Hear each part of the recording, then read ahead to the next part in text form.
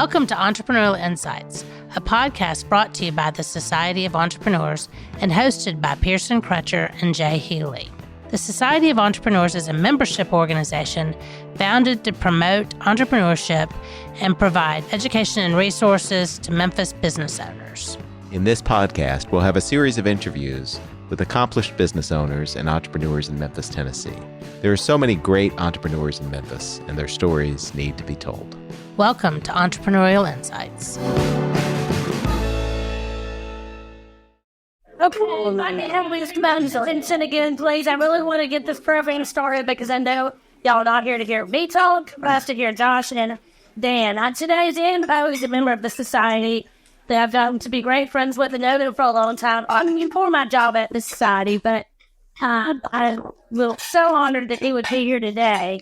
Once in a while, an idea comes along that challenges America's lifestyles. In the mid-'80s, native Memphian Dan Poag had such an idea.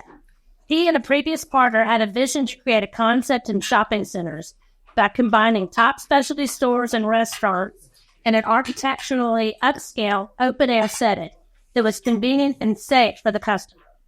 His idea culminated in what the Shops of Saddle Creek, the first phase of which opened in 1987, unbelievable, and it's recognized as the first lifestyle center. So he is the person that started that whole, where you pull up and there's all kinds of cool places right there. So Dan, we're honored that you're in Memphis. We're honored that you're a member of the society, and we're honored that you're going to introduce a very special speaker. Welcome, Dan. Thank you. Thank you.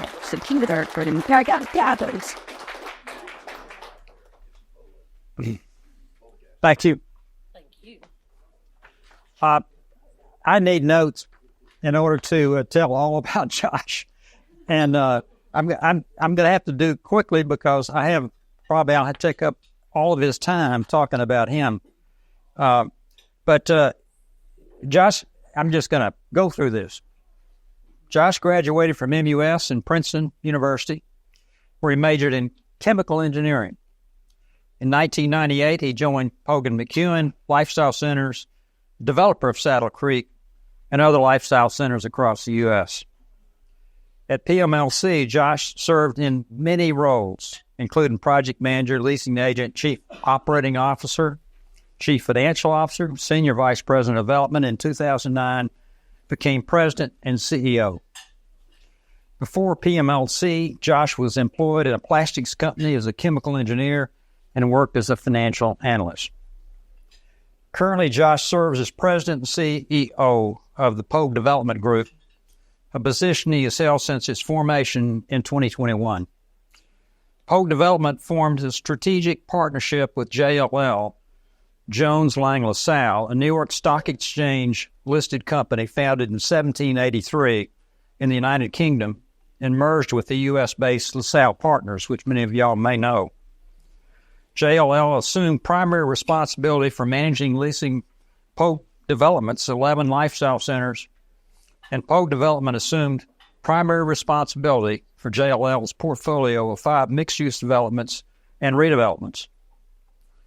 In addition to redeveloping JLL's portfolio, Poag Development focuses on other developments that create unique, experiential environments for customers to shop, eat, be entertained, and live, and are located at the hearts of communities in which they are located. Poag Development acquired a lifestyle center in 2022, Oak Court in 2023, and is preparing to acquire another mall in 2024. Josh is a member of the International Council of Shopping Centers, which is our industry's main body, and served on the board of the ICSC Political Action Committee for 17 years, having called on many of our representatives in Congress trying to deal with real estate issues. He serves on the Real Estate Council of the Federal Reserve Bank in St. Louis. He has been interviewed twice on CNBC about the state of the shopping center industry. He was a founding member in the board of River City Capital and of Community Lift, serving as chair of the boards of both at various times.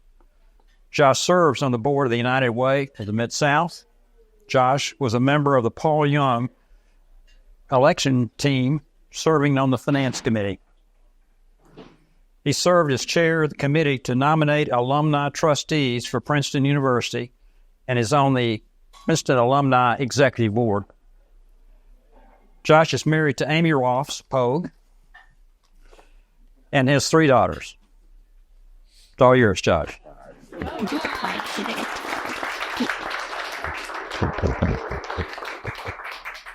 Oh, nothing like having your dad introduce you in a band. Thanks, Dad. He actually took about half of my speech already. So I was going to quickly go through background and why and how I ended up where we are, and then get into where the retail real estate industry is today, and the evolution. So quickly, so I was, like my dad said, I studied chemical engineering. And the reason why is I loved applied science, and I wanted to see real science in the world. And so I loved chemistry, and so did the engineering part. I did that for about a year and a half after college and realized, never mind, I don't really like that. And so that's where I was living in rural Indiana. I moved back to Memphis and had a job here working as a financial analyst.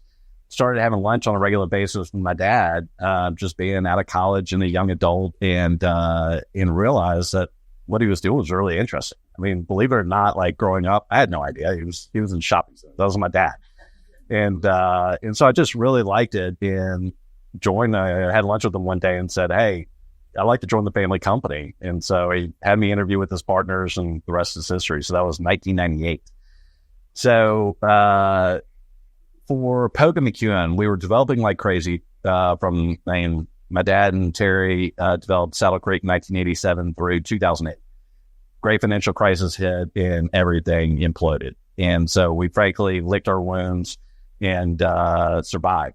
And thanks to some people in this room, family on the moral side, but even financially with some of the partners in this room that helped us survive that 2010 crisis, 2008 to 2010.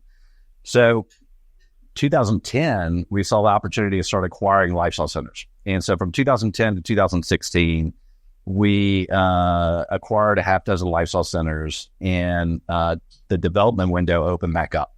So from 2013 to 15, we developed the Tanger Outs in South Haven. We developed this Highland Row with Millhouse, our residential partner, and we redeveloped Graceland with Elvis Presley Enterprises. And interesting story there. I think that was through the Society of Entrepreneurs, actually, as Jack said, and called my dad and said, "Hey, we were working on something. We want some ideas." And so we spent 2 hours with them. And on a Friday afternoon, at the end, Jack said, "Would you be interested in developing Graceland?" And my response was, "Yeah, we'd be really interesting, but we own a part of everything that we develop, so we need to own a part of Graceland." And he said, "No." And I said, "Okay, you call my bluff. We'll do it for fee." So Jack is awesome, and they were great to work with. But in 2016, everything came to a crashing halt again because of the retail apocalypse. Everybody knows that.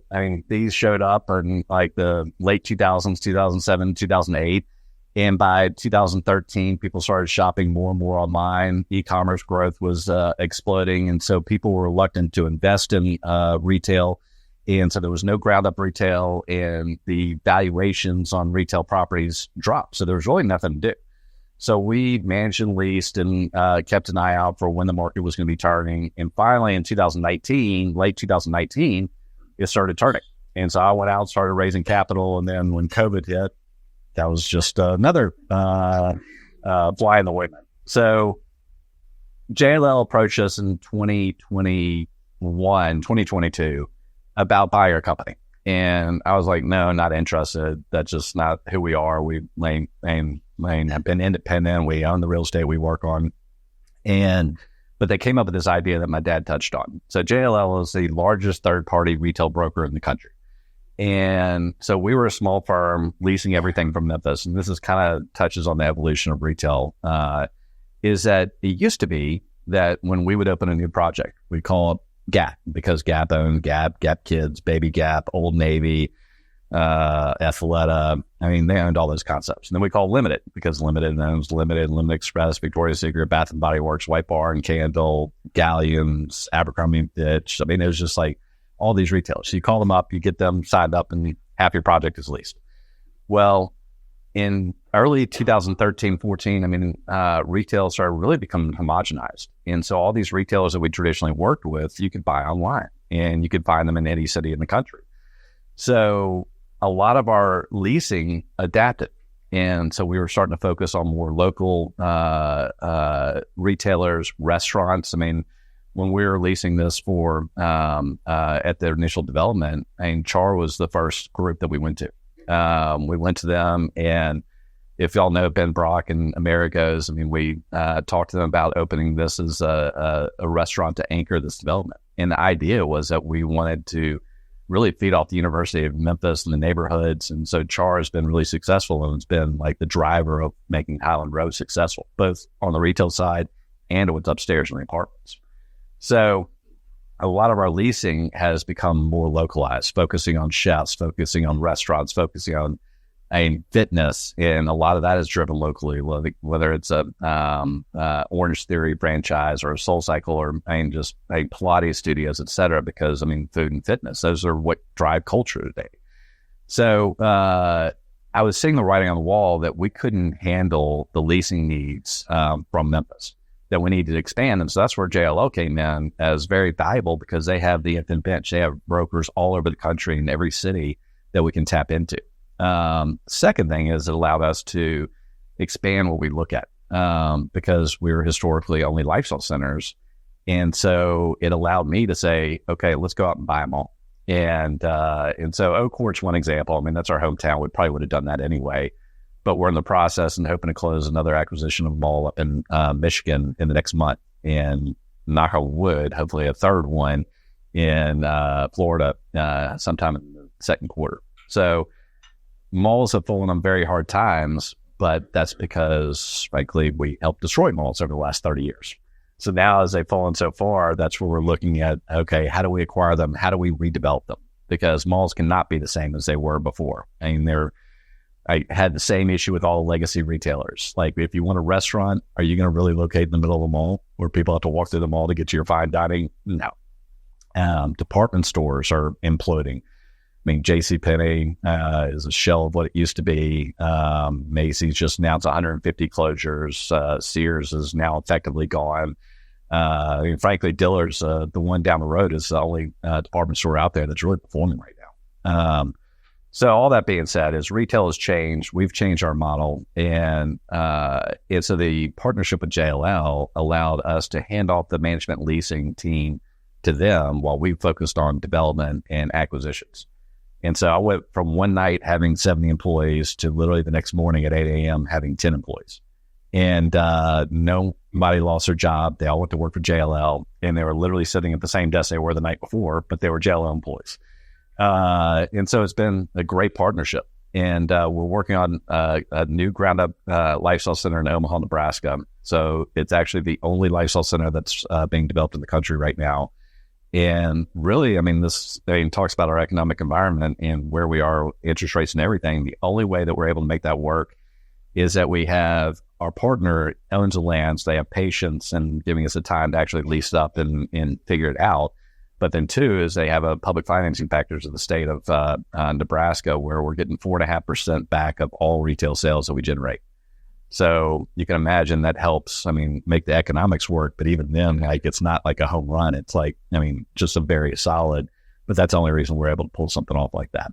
So, so that's kind of where we are today. And let me kind of say this, because going back to the retail apocalypse, I've been obsessed with retail and e-commerce for the last decade. And I've also gone on tangent recently on movie theaters, and that's a side statement. But on e-commerce, what we saw, and this is what we started seeing in 2019, is that Amazon is really the leader in e-commerce. Like 2/3 of all e-commerce is Amazon. So when you look at their earnings reports in 2019, their growth rate in e-commerce sales had dropped below 10%. And when you think about when they were 20, 30%, and everybody's like, oh, Amazon's going to take over the world, e-commerce is going to dominate, there's going to be no more bricks and mortar. Once you start getting below 10%, it starts flattening out. And it can't keep growing at this exponential rate forever. And best example I use is I saw a stat once, and this is like 1995, but at that point, when I was in college, like if the rate of Elvis impersonators had continued to increase at that rate, by 2001, 1 in every 3 people in the world would be an Elvis impersonator.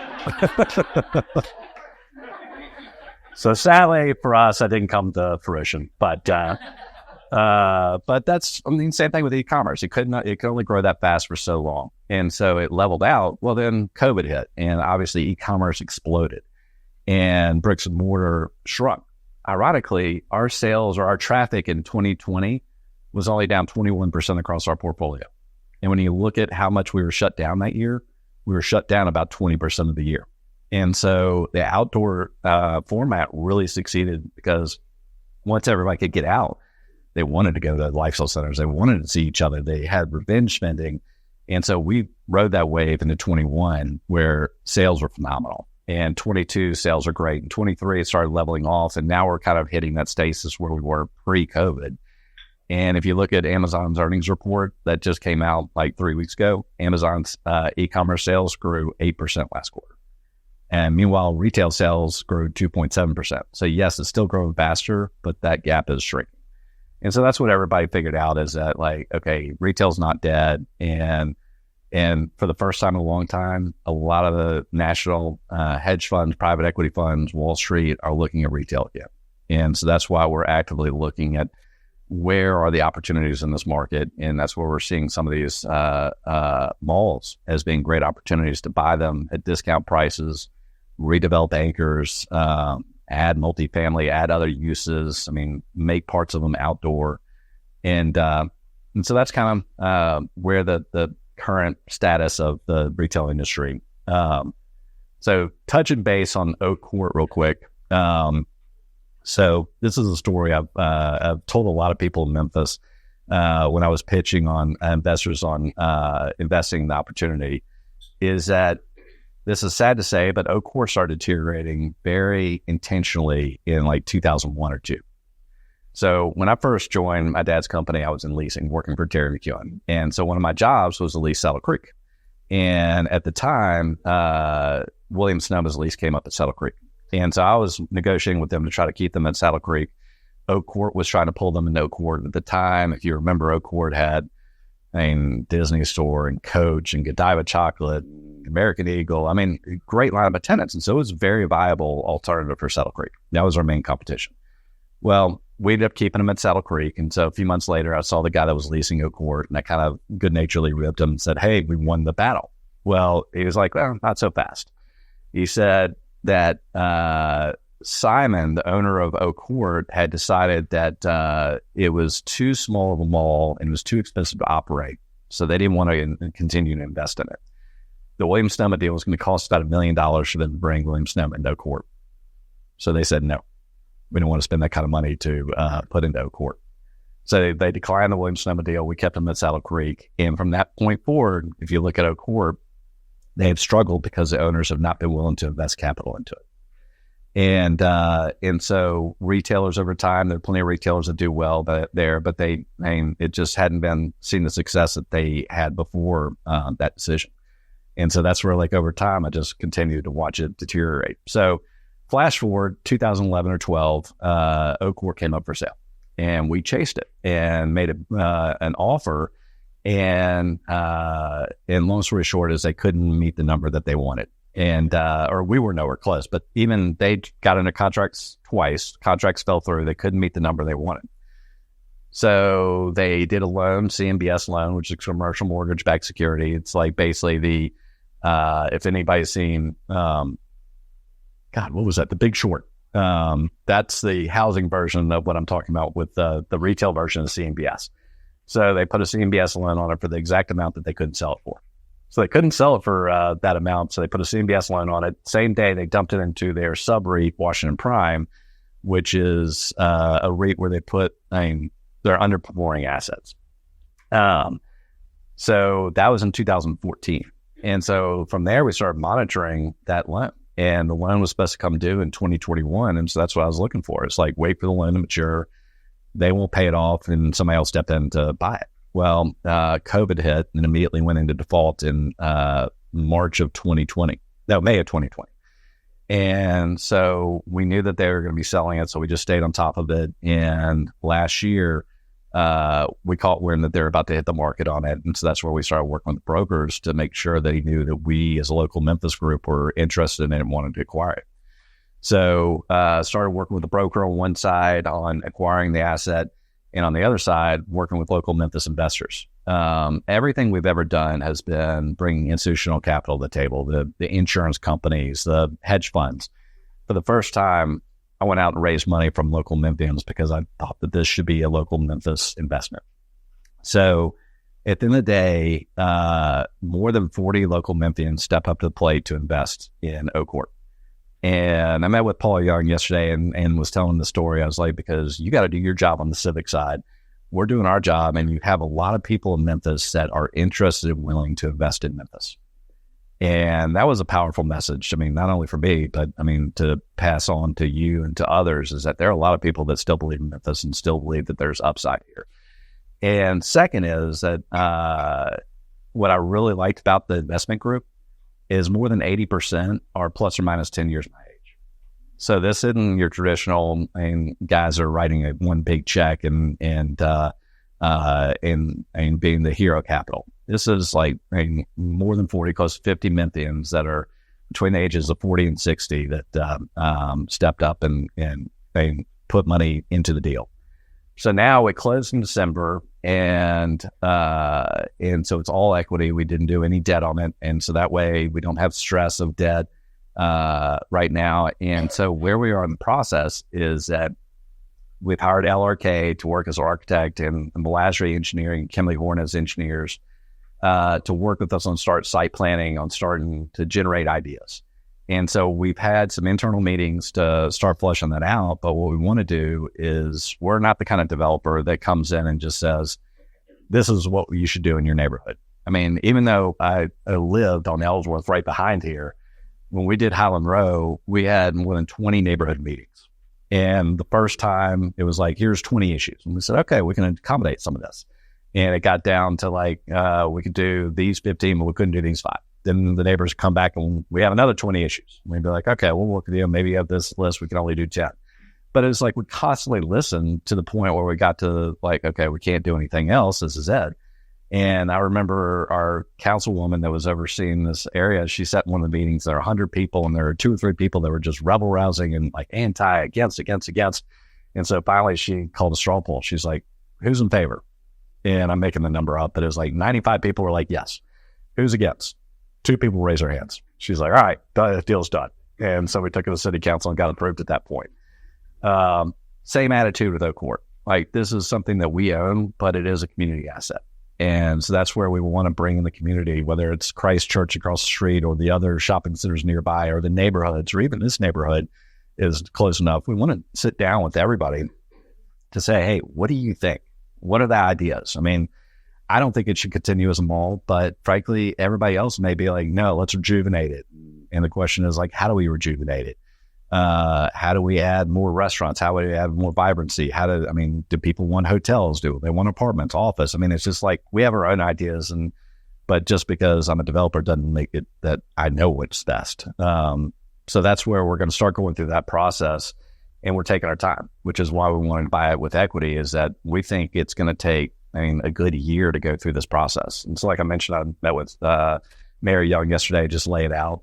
He was like, well, when are you going to start this process, and what do you need from us? And I'm like, right now, nothing. I'm just educating you so that when you start getting calls, you know what we're thinking in our process. So when a naysayer comes in and says, Poag is doing this or that, like, no, we're going through this process. And this is like a very articulated, like, specific process that we're going through to make sure that we do what is best for Memphis. Because fundamentally, the reason why I love Oakcourt is it's our city, but it's also unbelievable real estate. It's some of the best real estate in Memphis. It's a location where Midtowners will come out to. It's not too far to the east. It's far enough in town where people from Germantown will come in. And so it really is a place that can capture a wide swath of Memphis. And so that's kind of, I guess, everything that I have Any questions? And I will go ahead and say there's some questions in no court that I cannot answer. And I'm not allowing this table to ask any questions. Can we have your email and send you ideas? Yeah, certainly. Yeah, so it's jpoag, so Poag, at poagllc.com. So, and I can send it out too. But yeah, open to all ideas. Yes, sir. The recent transition of Sissy Log Cabin to their current location, was your involved in that? No, but we use that. Like I was touring around with different groups at different times, and all the investment group are Memphians, but initially I talked to some national groups, and they were like, we'd walk through the mall and we'd walk around. I mean, like there's the back of the mall and that part on in front of Sissy Log Cabin. There's a lot of like the parking lot is junk and I mean stuff that we're working to improve. But they're like, Josh, you're really going to buy this? And I'm like, yeah. Do you see that building right there? That is the highest end jeweler in Memphis. Like directly across the street. Like that Laurelwood across the street is Memphis's version of luxury shopping. And that's when everybody's like, oh, okay. They understand like the demographics is just... Is Macy's not stay here? I don't know that. So we're anticipating that they're going to stay, but they won't tell us yet. They announced a couple weeks ago the 150. And the one here does well and it performed well. So I think so, but I can't say definitively. I wish I could. Fast forward 5 years. What in your training would you like to see? Well, so this is where it gets difficult because I have my ideas. I mean, like what we've done is always outdoor. But more than anything is that, like, and let me use this as an example. The mall that we're buying up in Michigan, I'm working with an architect and consultants and marketing groups. And I've asked them, come up with all your ideas that others have rejected because I don't want the mall to be just an incremental change. I want to know what can we do to dramatically change it? Like, is it adding tons of landscaping in the middle? Is it ripping up the ceiling and adding more skylights? Is it putting Tivoli lighting throughout? Is it, how do you make it more energetic? And the reason I tell that story is that, like, you can do that a lot easier in an open environment.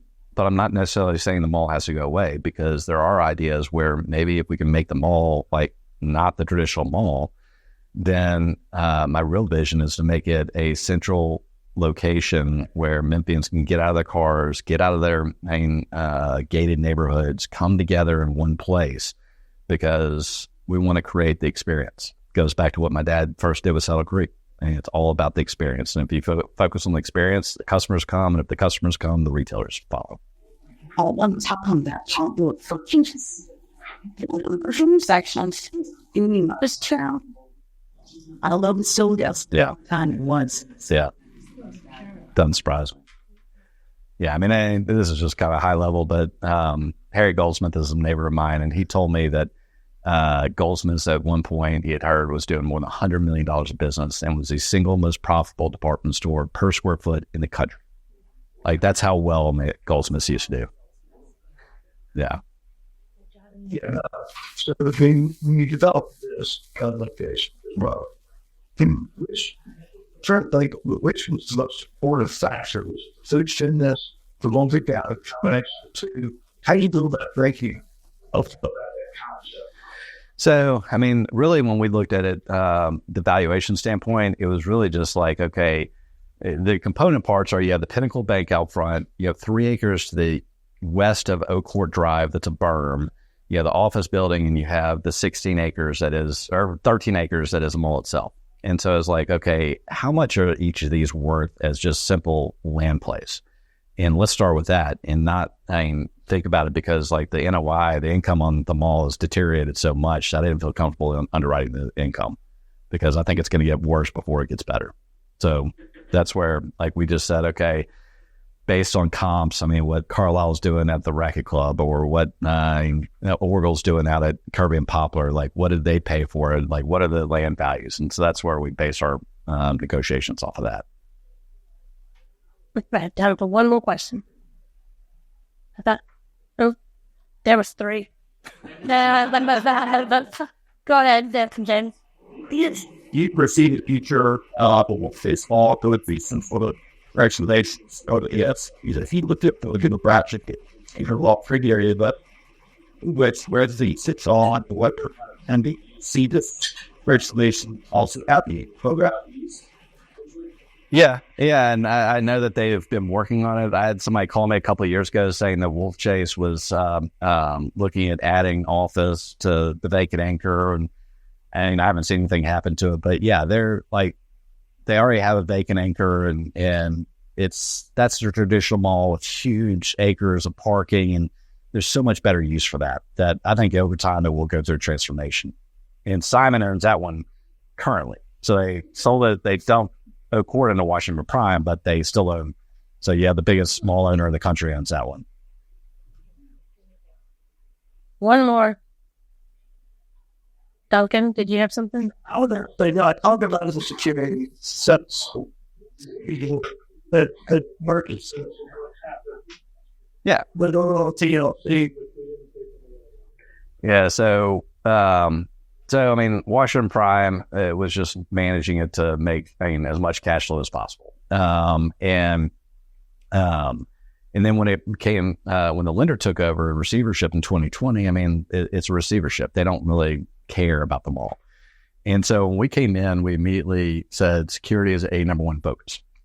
And I met with the mall staff, and I'm like, look, I'm not here to micromanage you. Like, if a light bulb goes out, I'm not going to call you up and report it, but I am going to micromanage you on security. So literally 2 nights ago, I got an email from one of our investors saying, hey, somebody's doing donuts in the parking lot. Within 2 minutes, I had emailed the general manager, he called security, got him out of there.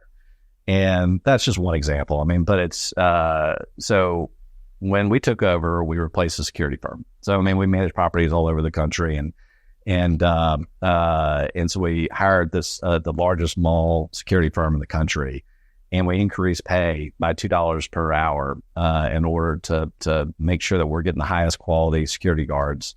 On top of that, Oakwood already had a partnership with MPD, and so we have officers that are working the site. And frankly, when you go in the mall, it's actually pretty safe. It's more that outside people were breaking into cars, and so we push our security outside.